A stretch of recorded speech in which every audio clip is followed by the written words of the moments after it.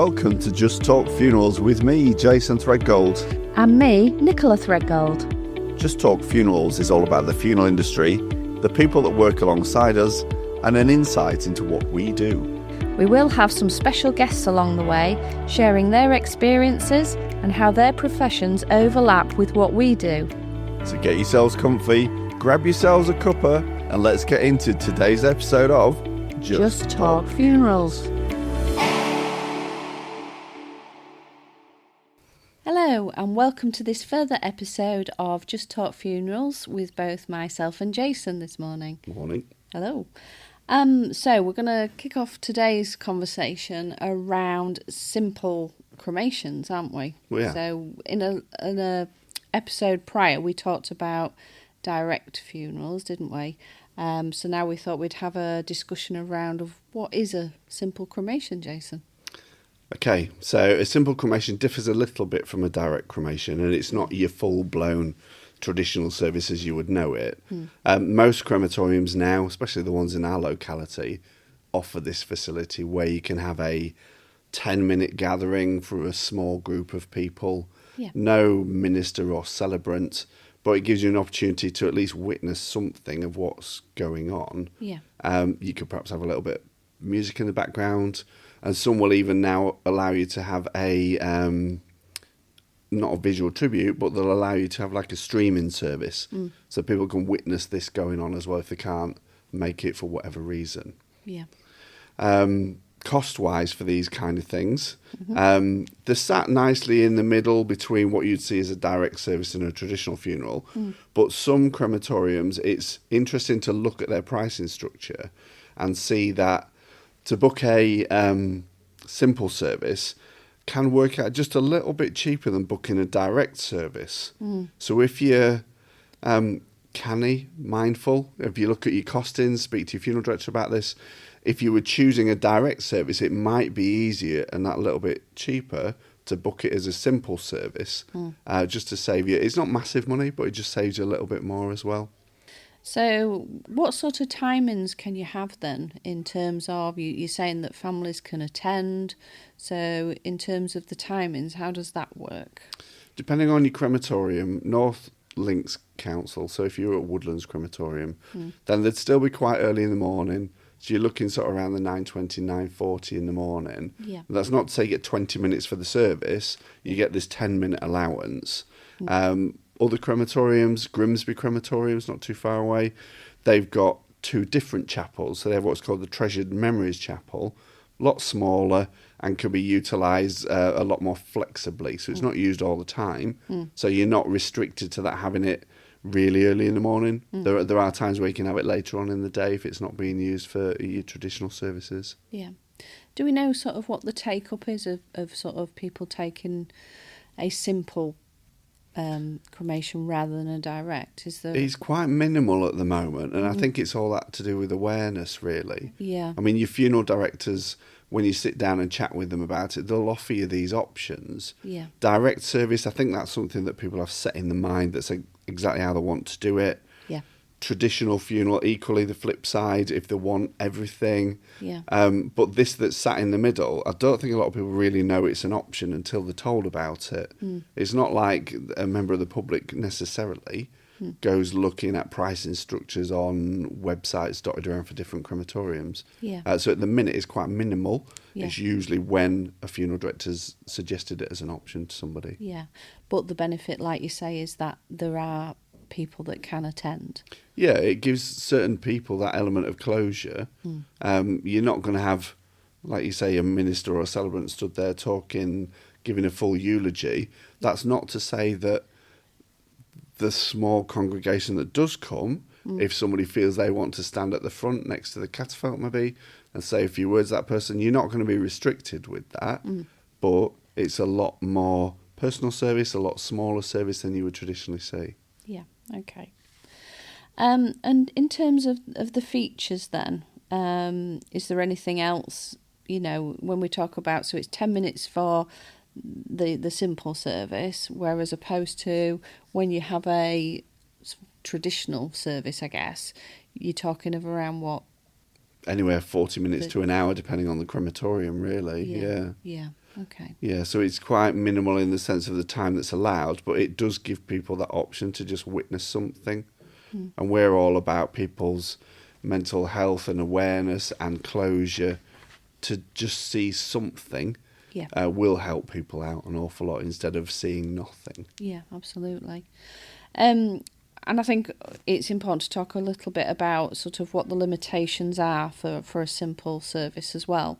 I know in a future podcast we talk more about the media and what you can have within a crematorium, or what you can have in terms of things like webcasts and streaming, but are those sort of things allowed at a simple service?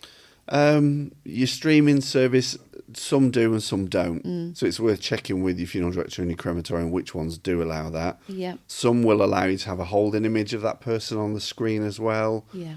Some will even allow you to take a recording. Yeah. But very, very few. I can't think of any actually that will allow you to have like a visual tribute that's scrolling along a screen whilst you're there. Yeah. Music options, there's still an option there. You can have 1-2 pieces depending on the crematorium.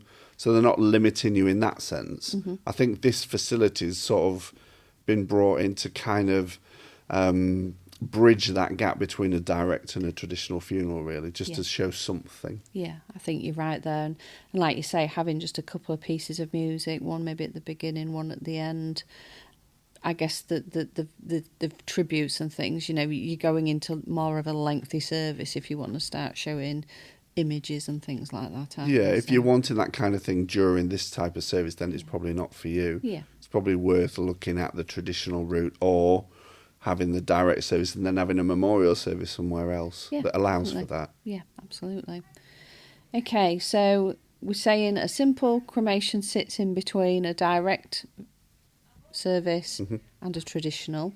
That's what we're saying, aren't we? Yep.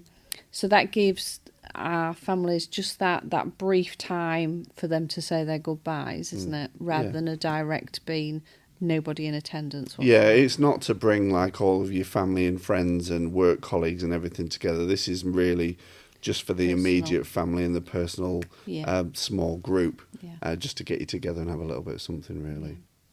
And if we think about then sort of in terms of the reasoning why somebody would want a simple service, is there particular reasons, do you think, why people would maybe go for that option? I think it's probably people that think that they want to go down the route of a direct service but didn't really realise there was an option to have that little bit of something. Or equally on the flip side, where they really don't want a full service but they want to witness something. What we find a lot is when we're arranging funeral services, the person that's passed away has said, I don't want all this fuss, I don't want a big service. But then there's people left behind that really do want to have, even if it's just a few moments of something, to sort of memorialise that person or to remember that person. And just bringing a few of you together and even doing the streaming service if need be. I think that helps a lot of people. It's something I was just thinking about as well. You know, when we do a simple service, do you know, is that something we should be sort of, obviously the family understand we're doing a simple service, but is that something that somehow we should be letting those that attend know that it's a simple service? Because the only reason I ask that is because my parents went to a simple service and hadn't realised, and it was sort of quickly completed, and I think Mum and Dad sat there in a little bit of shock because it was like, what's going on?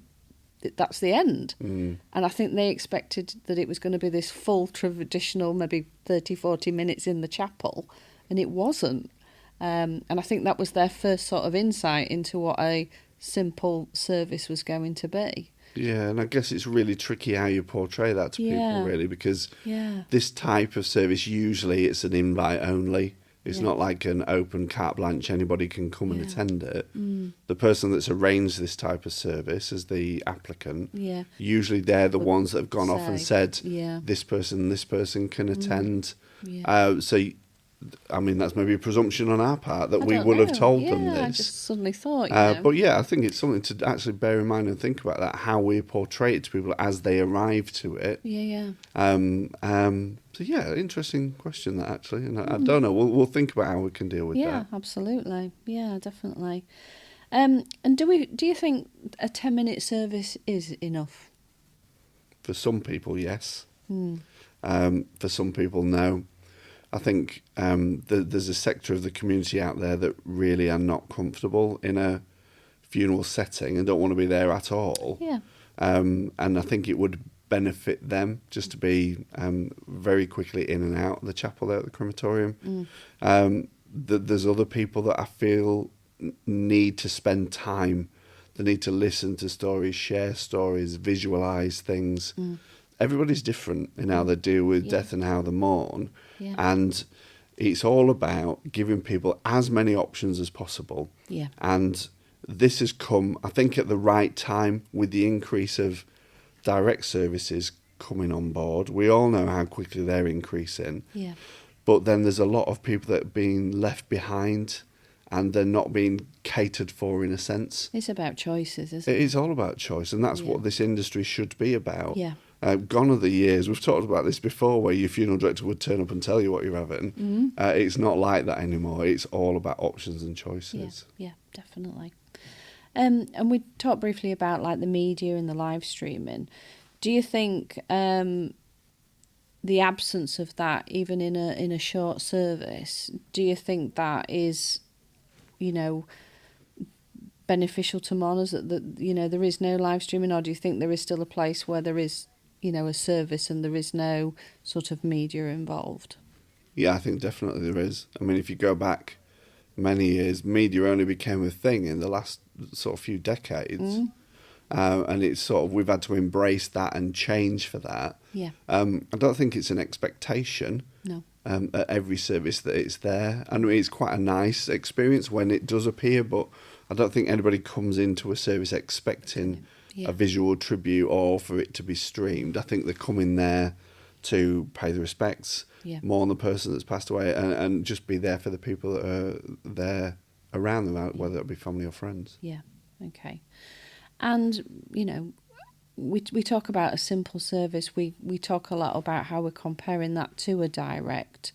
Do you think there is a comparison emotionally in terms of how those people that do attend a simple service get that emotionally a bit of time, whereas at a direct they're not? Yeah, I think the impact of that is it's just that witnessing something. Yeah. On a direct service, we all know that the person's taken away, there's nobody in attendance, they're not allowed in the chapel. Much as now there are some crematoriums that will actually stream that element for you or record it for you. Yeah. But to be there, stood at the side of your loved one, whether that be in a coffin or in something different or not even in a coffin at all, just to have that moment of spend time with somebody, be there at the final moment. Yeah. Sometimes you close the curtains on the catafalque, but people sometimes leave them open. People will choose to do things in whatever way they want to, but to be there and witness something, we're talking about this all the time about people's mindset and emotion and mental health.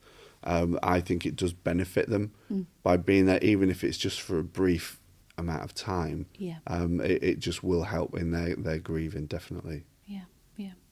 Interesting. Okay. So, thought-provoking things to come off the back of this.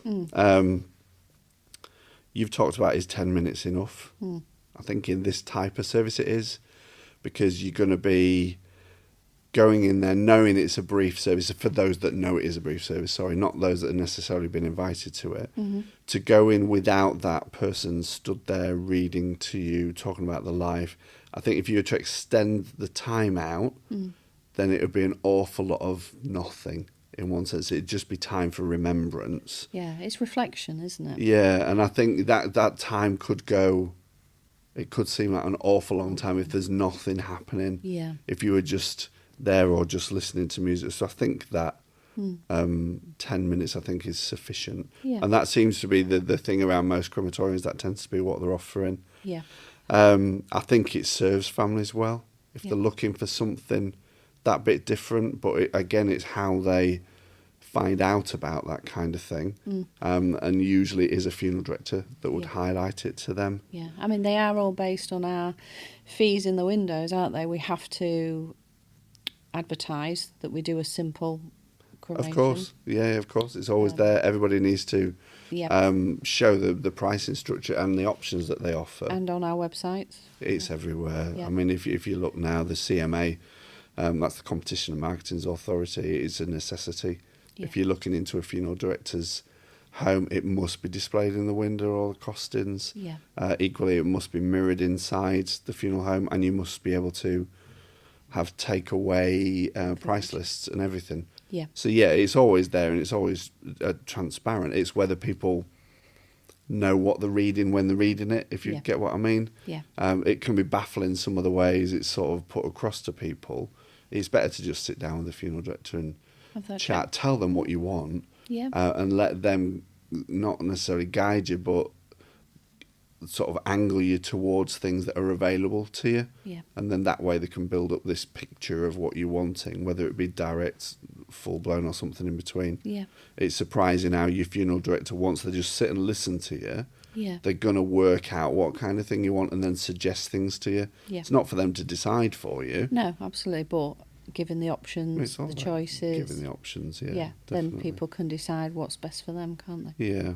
And I their think families. Just going back to the element of the direct service, you know, when you turn up at the crematorium, I know we do it differently, where we still use the hearse and we still have bearers, we still carry the person and that sort of thing. Not every funeral director does it like that. And then there's other companies that, especially those that advertise on the TV, they definitely don't do it like that.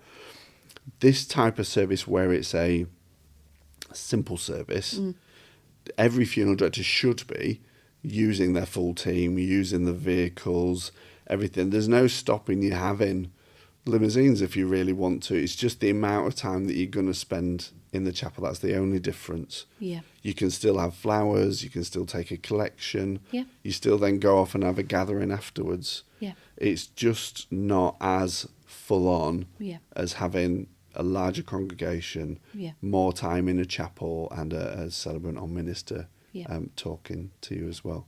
So yeah, it can still look like a traditional funeral, but it really, underneath the skin of it isn't. Yeah, and that's it. And I think, we keep saying, it's different options. It's tailoring that type of service to the family, of what that family and the family and friends, what they want for that loved one, isn't it? Yeah. But we'll keep absolutely tailor it to. We'll keep going on about this in lots of different episodes. Yeah. Because it's always a crossing point where we talk about different types of service.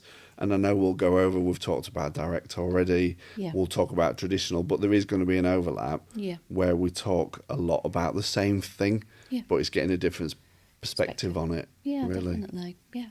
Okay. No, very interesting. Right. I think that's a brief little chat today covering that subject. So thanks for listening, everybody, and we'll see you soon. Thank you. Thank you for joining us for this episode of Just Talk Funerals. We really care about what you think. We'd love your feedback on the subjects raised today, or maybe you have a question you would like us to talk about in a future episode. You can contact us by emailing podcast@threadgoldfunerals.com. If you'd like to know more about what we do and the services we offer, then please head to jasonthreadgoldfuneraldirector.com. Thank you for joining us today, and see you next time.